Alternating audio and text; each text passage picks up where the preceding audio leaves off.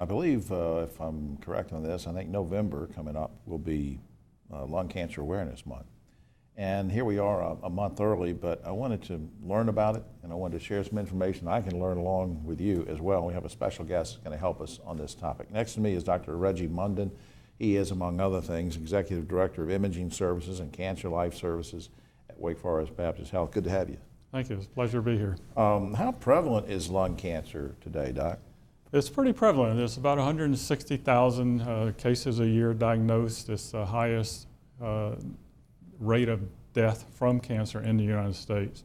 And it's the #1 cause of cancer deaths in the U.S. And we, of course, we hear things on television and different programs that talks about how if you smoke, you have a greater risk of it. But what about people that have never smoked? I mean, can they get lung cancer? Yeah, actually about 15% of people with lung cancer have never smoked. It's possible they've had exposure to smoke or environments, but there are other causes of lung cancer. Radon exposure, which is actually fairly prevalent in this part of the country. Radon exposure? Radon, background radiation basically, and also environmental toxins like diesel exhaust has a high association with lung cancer. Wow, I didn't know that. Now, what are some common symptoms of lung cancer? And I know it sounds like a stupid question for me because I'm thinking in my mind, well, obviously it's just coughing. But I mean, what are some symptoms of lung cancer? Well, that's it. That's the problem in the whole world of lung cancer is most people don't present with symptoms until they're very late stage disease. And it usually is coughing, shortness of breath, commonly associated with coughing blood, most commonly. Now, if I don't display any symptoms at all, there's nothing to worry about. I read something, I think it was an email you sent me the other day, and it says it's still an okay idea to have a lung cancer screening even if you don't have symptoms. What did you mean by that? Well, screening classically is you're looking for disease in people who are considered to be healthy, but they have a high risk factor, and that's what we're doing in lung cancer screening. So people who are 55 years of age, who have a relatively heavy smoking history, and we calculate it by pack years, so 30 pack years of smoking, which is 30 years of smoking a pack a day, it would be a 30 pack year or some multiple of that. So they're primed for maybe getting lung cancer. They don't feel bad right now or whatever, but you're saying let's get in and let's check it. Got to detect it early.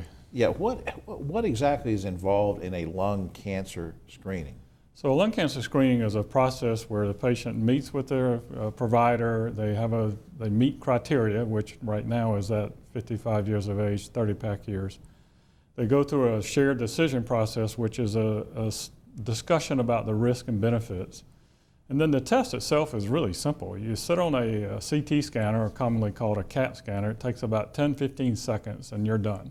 Really? And that's all it takes for the test. And they can tell from that. Are there any risks of doing the screening? There are risks not from the CT itself, minor risks from the CT, of a little bit of radiation exposure. The problem with lung cancer screening is we find a lot of stuff that is not cancer, but we can't ignore it. So for instance, we may find a spot on your lung that looks like a cancer, but it turns out not to be a cancer, but you end up going through a battery of tests to prove that. This is way off track, but I've always talked about in my column and on this show before, I think everybody should have a baseline CT, to go by, just like you have baseline mammograms and stuff like that. But anyway, now what if there's a positive result on a screening? Well, all right, sir, we believe you have lung cancer. What's the next step? So if there is a positive screen, there's a fairly structured algorithm we follow to determine how high a risk that is. And the higher the risk, the more so-called aggressive we will be. So we may actually go to biopsy to prove that it's a cancer. Most commonly, it really involves follow-up study to confirm that this is not something transitory like a small area of pneumonia or something that goes away and we get you all excited. So the test determines the higher the risk, but ultimately you may have another imaging study, you may undergo a PET scan, which is looking for the activity. To confirm it. And then you may undergo biopsy. Up on screen is for more information on a lot of things, a lot of topics I hope you'll check out, wakehealth.edu. That's wakehealth.edu. Of course, you can speak with your family physician and start the ball rolling on that to get to determine if you should do one of these lung cancer screenings. But Dr. Munden, I appreciate helping us through this. Well, thank you for giving us the time. All right, you take care. Thank you. All right.